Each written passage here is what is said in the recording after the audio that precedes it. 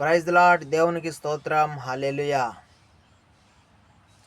మన రక్షకుడైన యేసుక్రీస్తు నామములో మీ అందరికీ నా హృదయపూర్వకమైన కన్నీటి కృతజ్ఞతతో కూడిన ప్రార్థన వందనములు.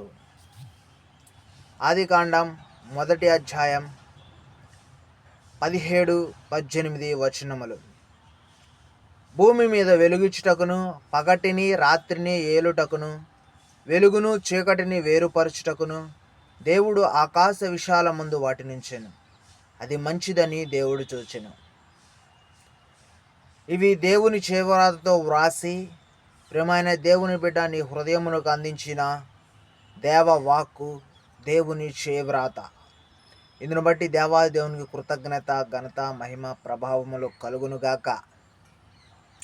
ఈ వచనము నీకు ఏం తెలియజేస్తున్నదంటే, ప్రియమైన దేవుని బిడ్డ, భూమి మీద వెలుగివ్వటానికి పగటిని రాత్రిని ఏలటకును వెలుగును చీకటిని వేరుపరచుటకును దేవాది దేవుడు ఆకాశ విశాలమందు వాటిని ఉంచాడు. అది మంచిదని దేవుడు చూచాడు. దేవుడు చూచువాడై ఉన్నాడు. మంచిదాన్ని మాత్రమే చూచువాడు. మంచిదైన దానిని దేవుడు తన యొద్ద ఉంచుకొనువాడు. మంచిదానిని కాయువాడు, మంచిదానిగా చేయువాడు, మంచి వాటిగా సృష్టించువాడు, మంచి వాటినే చేసేవాడు, నిత్యము నిరంతరము నిలిపేవాడు.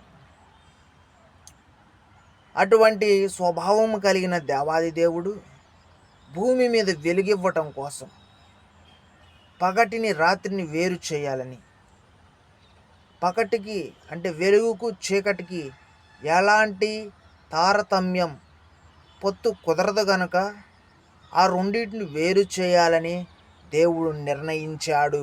సృష్టికర్త అయిన దేవుడు నిర్ణయించి సృజించి ఈ రీతిగా నేడు మనం అనుభవిస్తున్న రీతిగా దేవుడు ముందుగానే చేసి ఉన్నాడు అని దేవుని చిత్తానుసారమై ఉన్నది. నేటికి ఈ వచనం ఆధారంగా మనం జరుగుతూ ఉన్నది. అందును బట్టి దేవాది దేవునికి స్తోత్రం. ఇటువంటి వాగ్దానమును యొక్క జీవవాక్యమును చదువుటకు, గ్రహించుటకు, వినుటకును, ధ్యానించుటకును దేవుడు ఇచ్చిన ఈ గొప్ప సమయమునకై కృతజ్ఞత, స్తోత్ర, ఘనత, మహిమ, ప్రభావములు కలుగును గాక. ఆమెన్. ఆమెన్.